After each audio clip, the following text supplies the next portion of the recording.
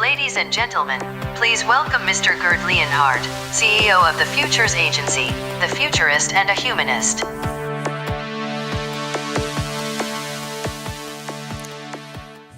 Thank you, Corti. Tobiano.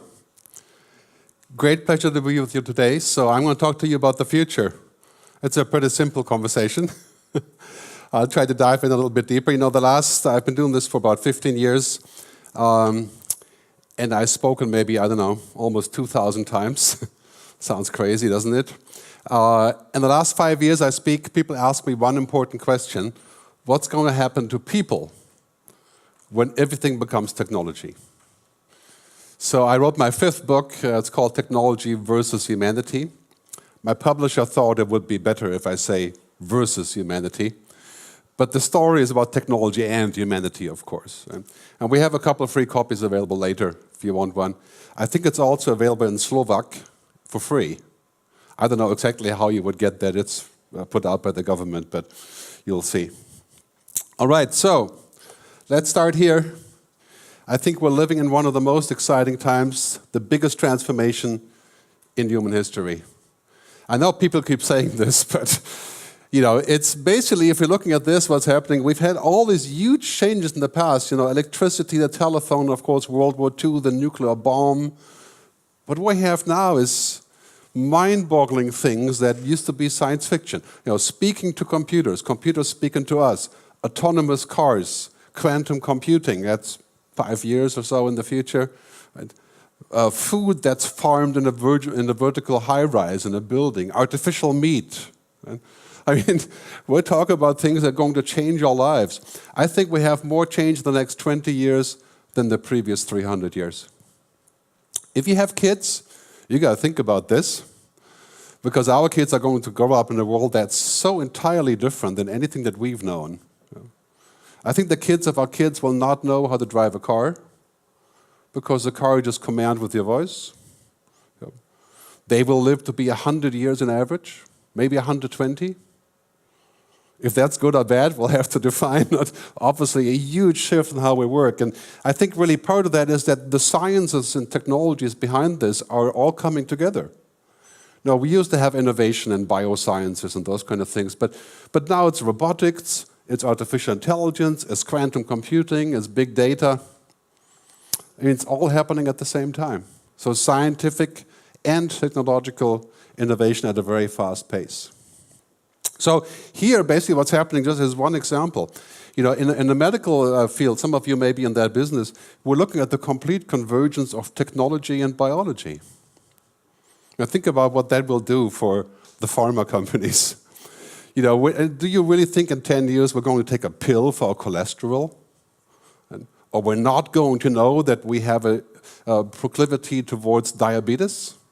Well, we're going to scan our entire body, our biomes, our DNA. There are lots of issues with this. I mean, that holds the key to the future of healthcare. Also to lower the cost.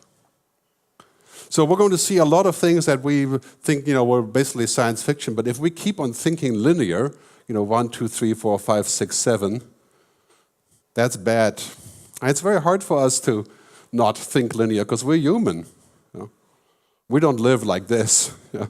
Humans live like, you know, we learn a little bit, and then, you know, nature is cyclical. So nature goes like this, it goes up, it destroys, comes back up. Technology doesn't do that. It explodes. It's hard for us sometimes to understand this. So science fiction is becoming science fact. And so the question that we have to ask for our business and for ourselves is the question of what if? The German car companies 7 years ago were looking at this question saying, well, what about car sharing? That's, of course, an oxymoron in Germany. You share your car, and you own your car. You make perfect cars. And, of course, electric cars, autonomous cars. The question is, what if? And now today, the car companies are saying, okay, the future of the car is probably not to have a car. To share it, to lease it, to rent it, right? To order it on demand, to get mobility services. I'll show you a short clip with some examples.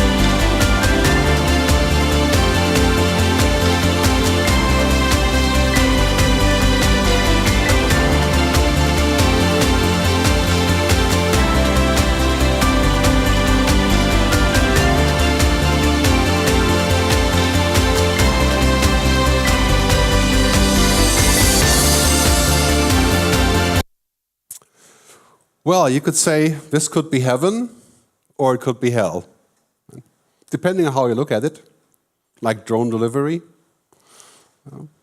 In Switzerland, where I live, we're not so excited about the drones, but it's really interesting to see all the things that are coming to us in a very, very quick pace. So this is the key question of what if and what can we do about the future. One thing is for certain, the future is very unlikely to be like the present, no matter what business you're in. I used to be in the music business. We sold records. What do you sell today in the music business? Access, information. Spotify, you guys know Spotify? And 10 euros for 20 million songs. Music is free. So what do you sell in music? You sell the experience, what they call the experience. Completely different. So we have to think about the future in an entirely different context, and it's very important that we do well what is. We have to execute right. But we have to think about what might be. It's a very big cultural challenge for us in Europe. I'm German, I live in Switzerland, but I lived in the US for 17 years. And Americans always think about what might be. That's just the way that things are there. You always think about how you can change things. And we think about how we can perfect things. In Germany, we have an engineering culture, which is great. But the rest of the world is moving towards an experience culture, creating experiences. So bringing those two things together, that's quite a mission, the present, the future. So in my book, Chapter 3, you can download this for free, megashifts.digital, in 11 languages. I talk about the megashifts, and this is really funny. A lot of people ask me to come to speak about digital transformation. And I say, well, I'm not going to talk about transformation anymore, because if it was so easy, we can just say, okay, everything we don't know is digital transformation. It's actually a lot more than that. It's 11 different things. I call them the mega shifts. And what we have here is they're also percolating across each other, and it will take all day to explain it, so I'll just explain some of them. Cognification means that systems are getting smart. Machines are learning. They're not learning like humans, but they're recognizing patterns. That's called AI. That's a bad word, but okay, I'll explain why that's a bad word. But machines are learning, context, they're understanding situations. And we can virtualize things, like in production, you have digital twins. You have the machine in real life, and then you have the machine that's on the virtual network that you can monitor. And of course, music, films, television, transportation, it's all in the cloud. Right? Even banking is moving to the cloud. Robots becoming as cheap as, a baby stroller. I think the Porsche baby stroller is about $4,000. That's the price of a Baxter now. Okay?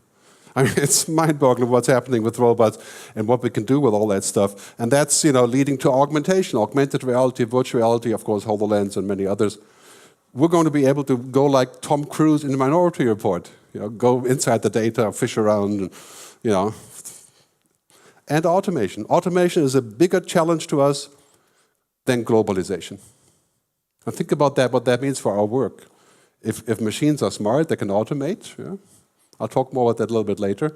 And finally, of course, we have this whole way of saying, okay, mega shifts are really, if we're looking at this in a larger context, we have to understand what that means and which way we're going with this. So again, a short clip on this.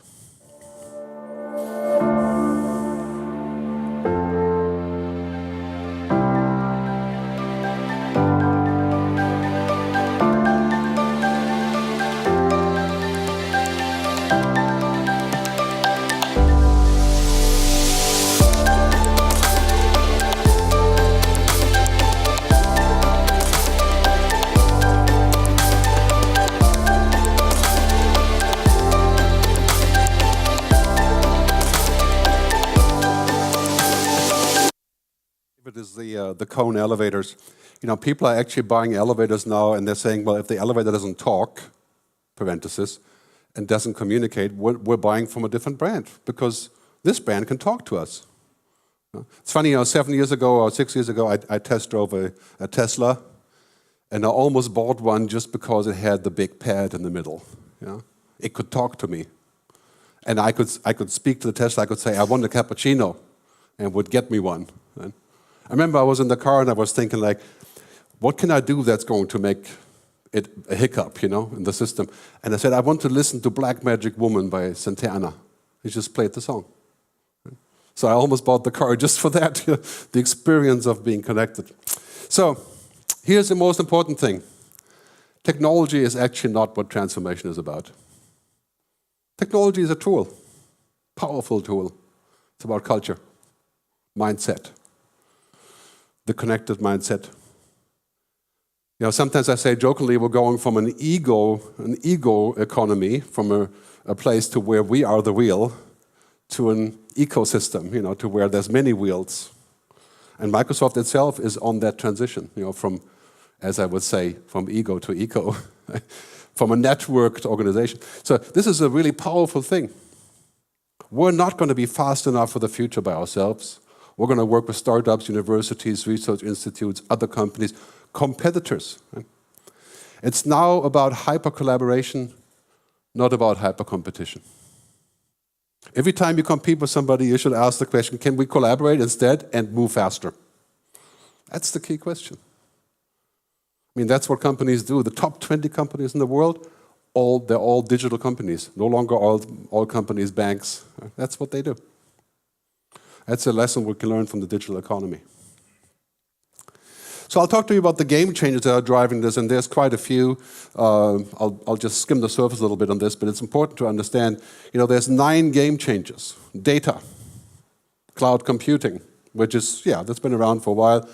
The Internet of Things, environment, networks, artificial intelligence, quantum computing, the blockchain, and clearly that's a huge discussion right there. 3D printing, additive manufacturing, virtuality, and genetic engineering.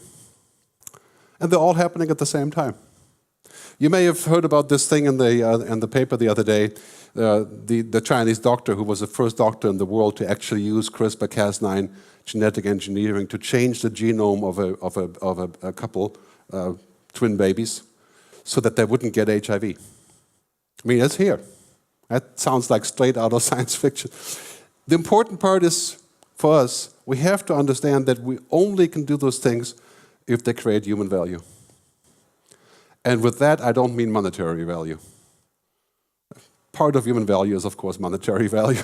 Clearly, that's part of the discussion that we're having. But it has to have human benefits.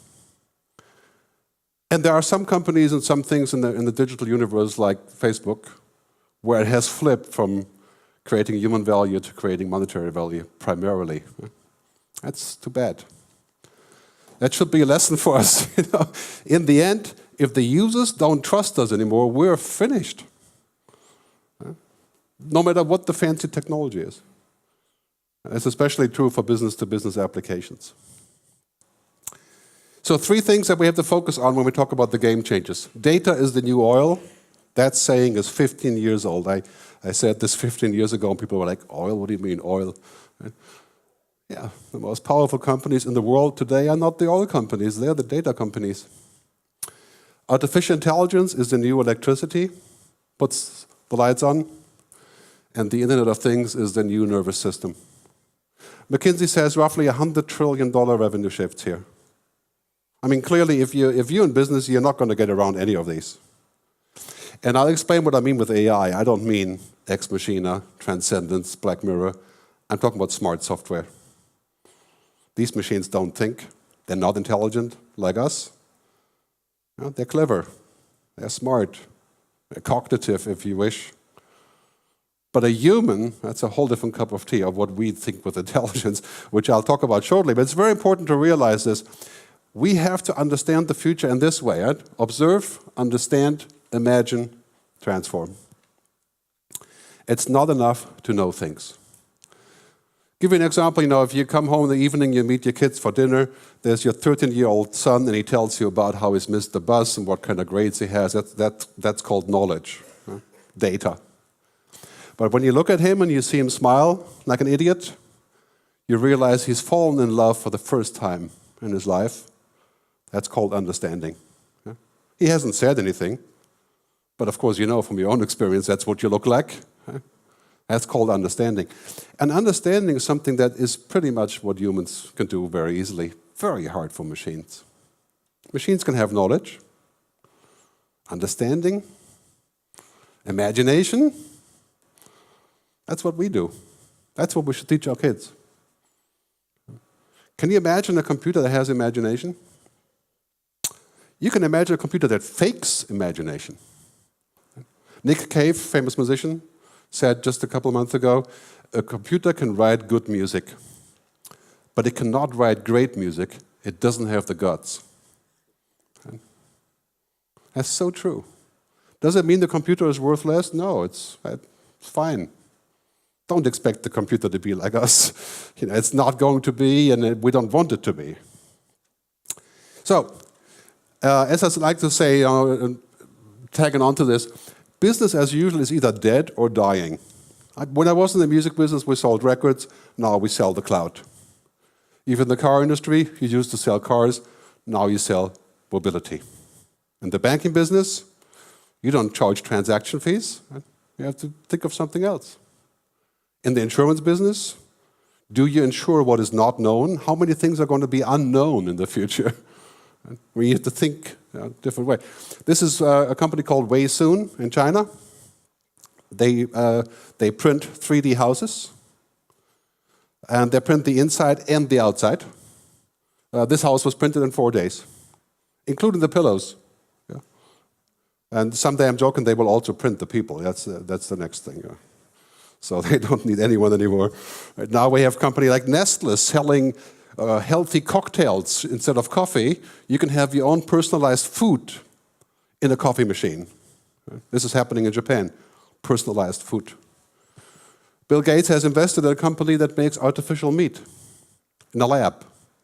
This is actually real meat, it's lab-grown meat. And he says that the prices for that meat is about 2,000 euros now, a pound. It's quite delicacy, obviously. But in 10 years, 1/10 of our meat, regular meat, and without the cruelty, as they say. I mean, think about that for a second. Everything that we know is up for change. So let's talk about what that means for humans, for us. Right? Very important. When you think about artificial intelligence, forget all of this. This is entertainment. Hollywood is very good, and of course Netflix and others, at fear, exploiting our fear, entertaining us that way. That's interesting, but don't think about artificial intelligence as Black Mirror. Even though it's a tempting idea. I love those shows myself, but let's think about what it really means. This is what it really means. IA, intelligent assistance. When you drive a self-driving car, very few of us would sit in the back and eat a pizza. Driving down Highway 1 in California, or, taking it to a nice restaurant in Rome. We're not going to sit back there and have a telephone conference. It will drive itself when we put our hands near the wheel. It's assisting us. When we use email systems that schedule our meetings, we still go to the meetings. We're just using intelligent software. That's really what it is today. It's not human, it's not intelligent like us. It's basically just fancy software, IA. And I would submit that if we go further into the future, we're going to truly broadly intelligent systems with AI, and then we get to what's called AGI, artificial general intelligence. Some people say that's around 2050, the time of the singularity, where one computer could have the capacity of all human brains, 2050. The question is, do we want that? And the answer is quite clearly, probably not. And why would we want that? I mean, isn't it enough if we can have a system that does all of these things? It can be our slave, do the monkey work for us. That's enough. Why do we want a system that's going to be like us?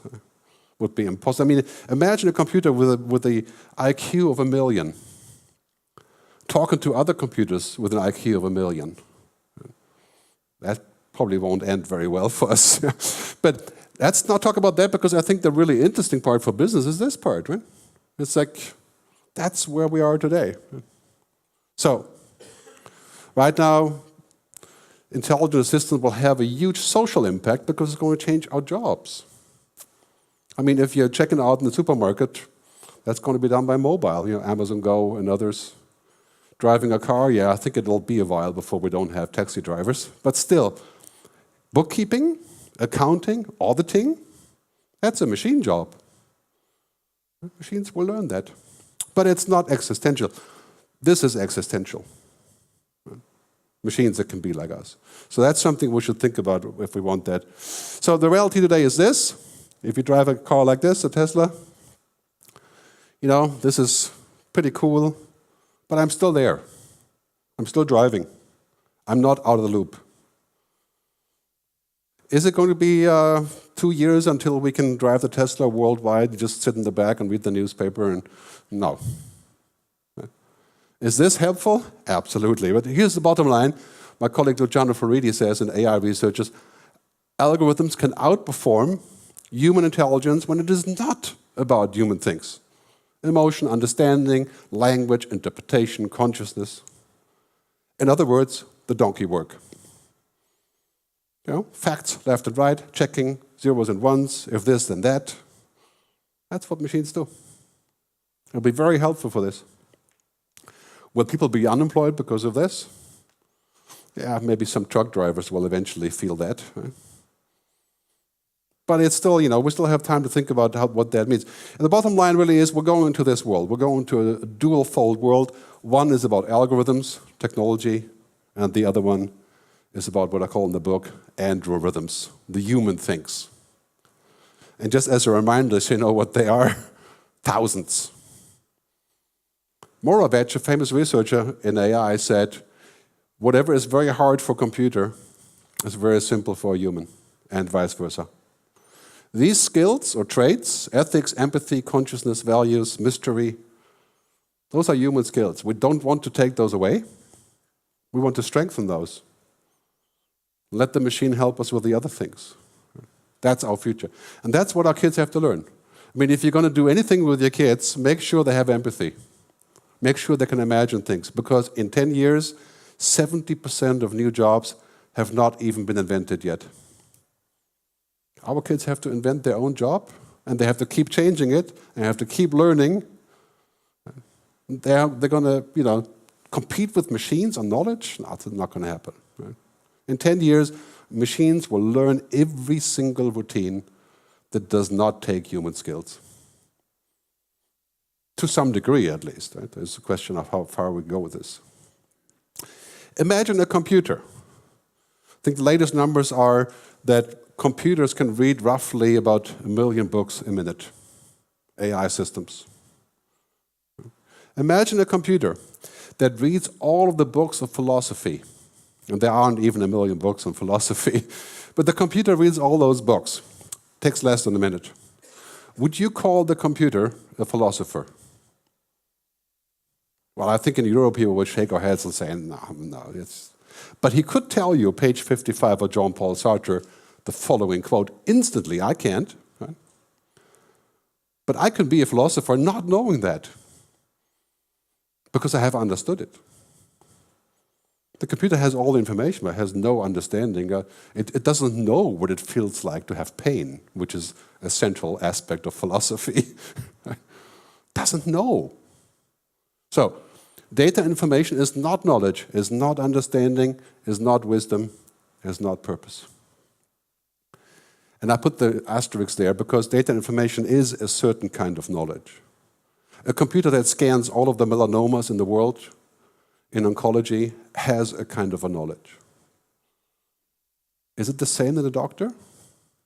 Not really. Definitely missing those things. So it's probably a good pair, I think, in the future. So we have this joke, you know, when we make our graphics, we think about this concept. We use this box called the digital transformer. And the way it works is you stick in the old business, and magically, with a much higher valuation, the new business comes out. And that's really what we're talking about here. You're going to have a smart business, not just efficiency, but different. So smart industry, smart banking, smart health, maybe even smart government. Just kidding. Of course, we already have that here, right? So, interesting, I mean, this is basically what's happening, and that is a huge process the next 10 years. That's the transformation. There's no rocket science here. There's no magic transcendence idea. There's no ex machina. But here's my principle. Everything should be as smart as necessary, but not smarter. I'm riffing off Albert Einstein here, who said, everything should be as simple as possible, but not simpler. What happens when systems get too smart? A, we stop thinking, because we leave it to them. We abdicate. Right? B, lots of mistakes, because they really aren't that smart. Because, it's a black box, so we just trust them. We have to be very careful with this. How smart is the system? Is it human? Does it understand? Should we have a machine decide which criminal leaves jail or not? Probation. Does the machine really know what it feels like to be in jail? Or to have regret? I mean, these are not excessively, they're not trivial topics, but this is what's happening with artificial intelligence. I think very important for us to realize we have this quadrant. So I would say, we're basically moving to a quadrant where it's quite good, mostly good, to a quadrant where it could be quite scary, to where we have to agree on what we want, what we don't want. So for example, using home devices, Google Home, Cortana, Siri, and many others, I think that's quite positive, but we do have to evaluate privacy issues there. Automation, automation is everywhere. We have to have a social discourse about what that means. But that's a fact of life, we're automating. Augmented intelligence, virtual reality, and so on, interesting. Also a question, what happens there with, once we're inside? Imagine you spent the whole day with your virtual reality glasses as a doctor, and you can be Tom Cruise. You can do anything you want. And then you come home in the evening, you're sitting with your family, your kids. It's so boring. Right? Because you're not Tom Cruise anymore. You're just Tom Schmidt. I mean, that's going to change our world. Imagine if you live in that world, you're like superhuman. Like half a god. This, we don't want that. I don't think. So that discussion is going to happen, I think, in the next foreseeable future. So, as I like to say, societies are driven by the technology, but defined by the humanity. Do not let your values be defined by technology. That's always a very bad idea. That's why we need to come together to think about what that means. Brings me to this topic, digital ethics. The number one topic, as Gardner said, for 2019 is how we use technology for the human good.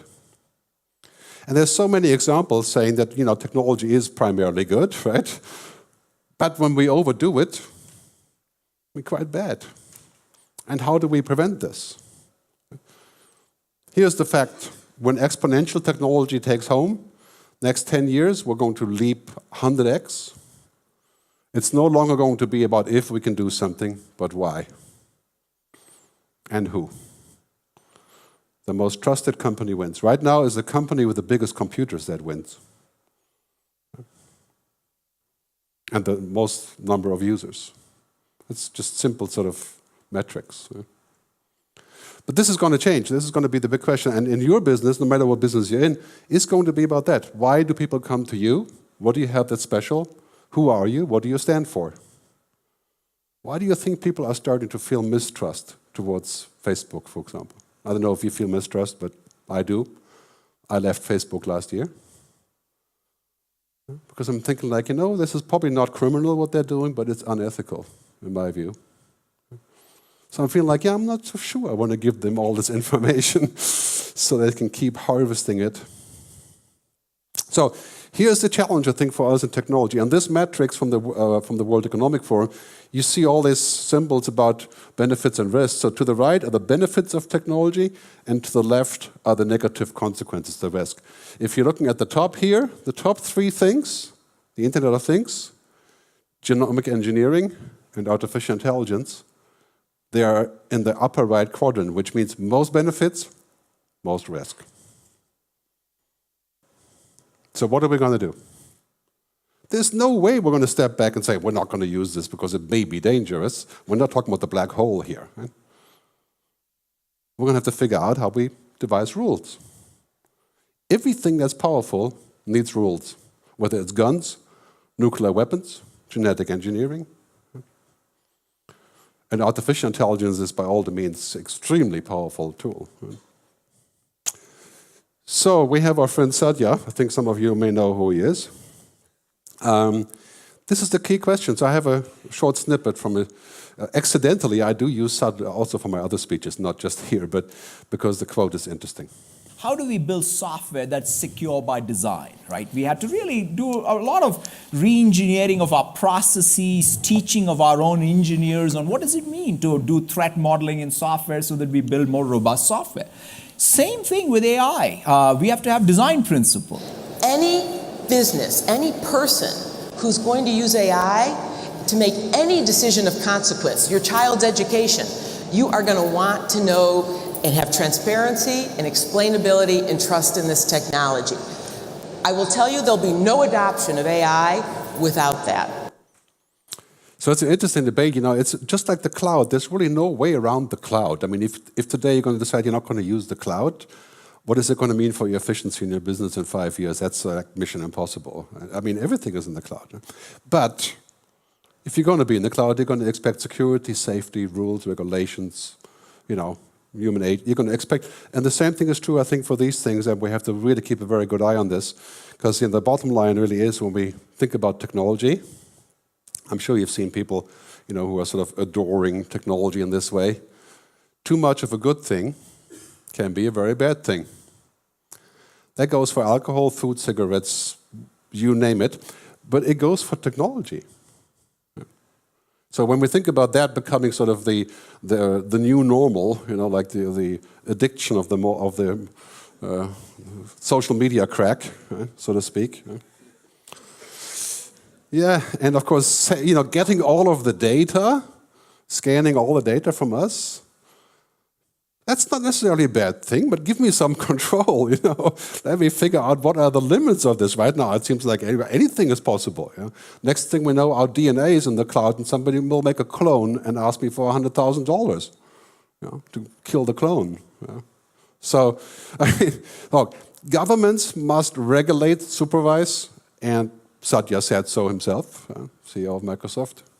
Users must make informed choices, not use, do use, and industry leaders must be proactive. And we must actually be accountable. And this is new. The first time this year where industry leaders are saying, CEO of Apple said the other day, Tim Cook, he said, technology can do great things, but it does not want to do great things. It doesn't want anything. That's so true, right? Because this is just technology. I mean, if I ask a computer to make paper clips out of you, if the computer can do it, they would gladly do it to get the job done. This is just what they do. So we have to think about what that means for, we have to think about what that means for privacy, for example. I mean, we know who's gunning for privacy now. The biggest country in the world, 2.5 billion users. I mean, Mark Zuckerberg is more powerful than any other president of any other country in the world. There's something materially wrong with this. Not just because they got there in such a way, but how are we going to have any recourse here? Right? I mean, basically, this is what they do. Right? And they're not using people for this. They're using an AI for this. So that's interesting, but I think we need to grow, basically what I call rehumanize media. And we need to rehumanize technology. Put the humans back in. Keep the humans in the loop. Be certain that what we want is human benefit, not stock market benefit. Facebook is the highest selling digital stock. I mean, if you had invested in Facebook, you would have made the most profit ever in the last 4 years. And what has it created? A huge threat to democracy. So we're making lots of money, but we're destroying the world at the same time. That's kind of a strange mix. You got to think about that. So this is really important for all technology, that we make sure that it has a human purpose. And that brings me to this. I call it the Digital Ethics Council. And I've been pitching this all over the world. There's a few of them already in existence. Microsoft has a great initiative on AI ethics, of course. Many others have tried. This is not an easy topic. I always say technology is not what we seek, but how we seek. You didn't marry your wife or your husband because they are great technology. What you love at your husband and your wife is not that they're efficient, right? It's the opposite of that. It's not about technology, it's about what you're trying to get with technology, which of course is happiness and some wider sense. So basically what that means is, we're going to have to look at all those issues of artificial intelligence and of course, other technology. We have to be able to understand it. It has to be diverse. We have to move the bias out. We have to create autonomy. The European Commission has great AI ethics guidelines that just came out that everybody's debating. So I would predict that every major company, every country will have a chief ethics officer. And with ethics, I'm not talking about stuff like beliefs or any of those things. I'm talking about keeping it good. That's going to be crucial. Because if a company doesn't respect that I'm human, I'm not going to do business. I think that is the key to our success, really. As I like to say, when we talk about privacy, I speak a lot in the US, and people keep telling me in Silicon Valley that privacy is dead. To which I would say, if you don't have anything to hide, you're probably not human. That's a part of what we are. And that has to be respected with technology as well. So the principle here is, we're going to connect absolutely everything. Our environmental networks, our banking, our food, our DNA, absolutely everything. Exponential, convergent, combinatorial. 10 years, everything connected. Because it brings huge benefits and solutions to energy, to water, to farming, to food. But the more we connect, the more we have to protect. I know it sounds crazy, doesn't it? Because how can you connect something and then also protect it? It seems like mission impossible. Right? We have to think holistic. We have to think in a circular economy, sustainable. We have to put the human in the center. Because if we just connect, like the phone companies used to tell us, the likes of T-Mobile and others, the more we connect, the better our lives is. And that used to be true, and now we're thinking like, what? Offline is the new luxury. It's funny, in Africa, you go to places in Africa and they're saying, we wish nothing more than to connect. Then us here, we're saying, we wish nothing more than to disconnect. Because we can't get away from it. We have to find a mix. It's not about either or. It's a very important conversation. So when you go into this future, I think we have to think about how we're going to navigate those game changes. The first thing about that is you have to understand what they are. And that's everybody's job in this room is to understand what is cloud computing, what is virtuality, what does it do? Do I get it?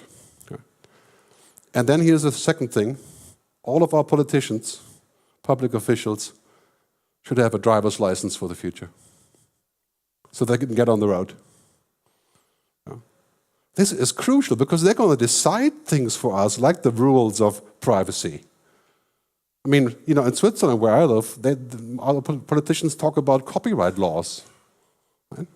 Is that really a problem? We're talking about work, unemployment, technological issues. That's what you have to understand, the larger story. So let's pass a future test for our politicians. Let me briefly talk about work and job.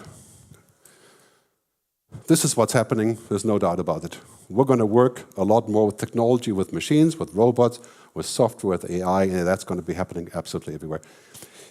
Do not let your children learn a job that can be done by this guy. And that's any job that does not involve human thinking.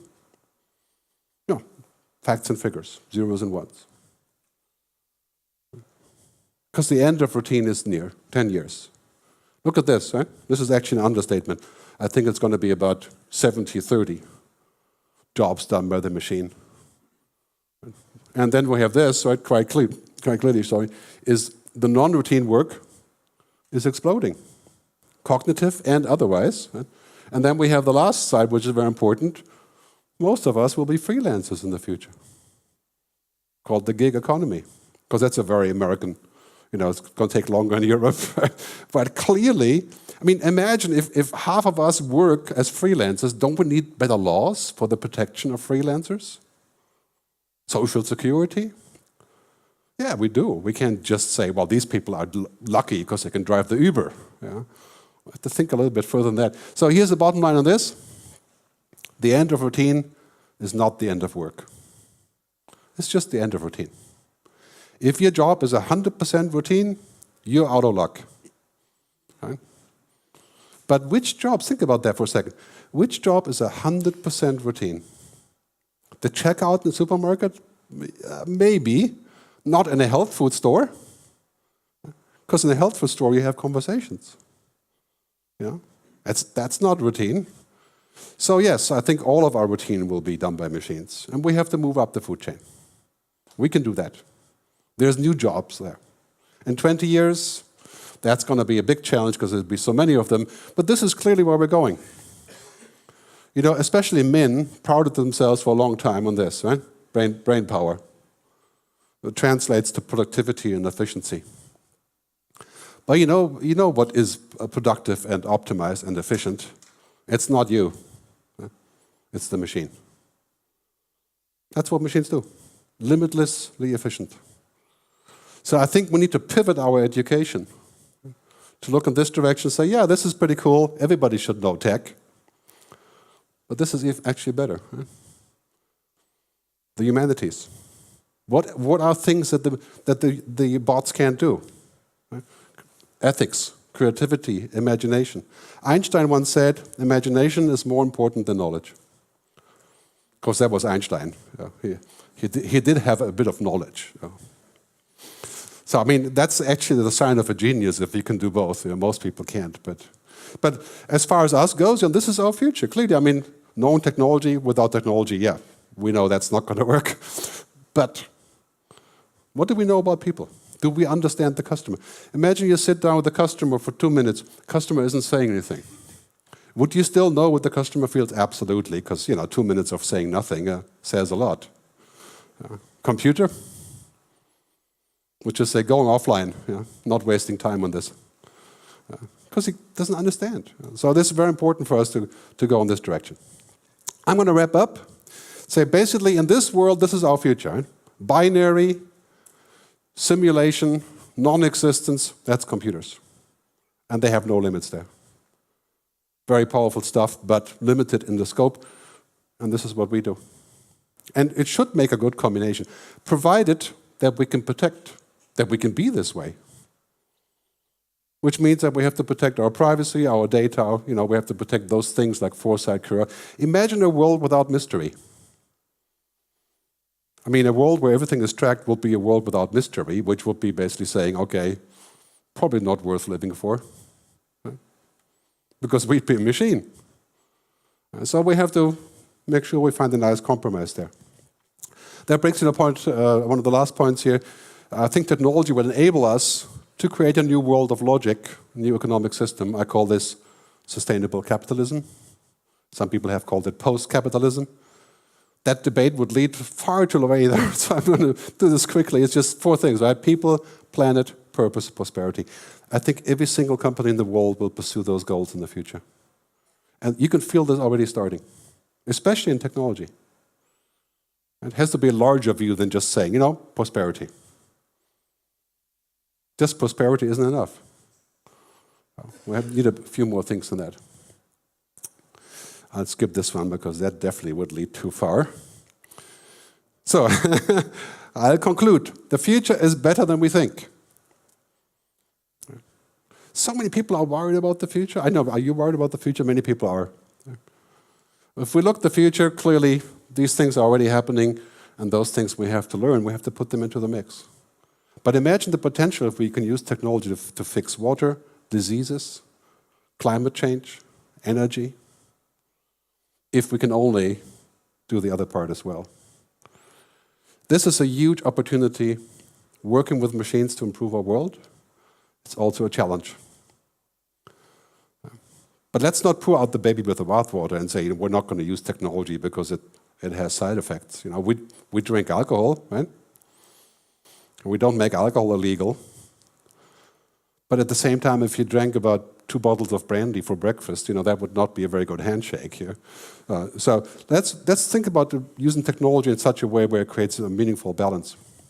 Finally, our biggest problem about technology is not that robots will come and kill us, or that they may take over. That could be a problem down the road, different discussion. Our biggest problem is not that they will eliminate us, but that we become too much like them. We think binary, we don't ask questions, we don't build relationships, we get lazy, we think that the other person is an algorithm. Right? And if that happens, I think that's definitely the end of business for us. I'll leave you with a final sentence from my book. We should embrace technology, but not become technology. I think that's the way forward, and I hope that the message arrived. I wish you all the best for the future, and we'll talk next year. Thank you very much for listening.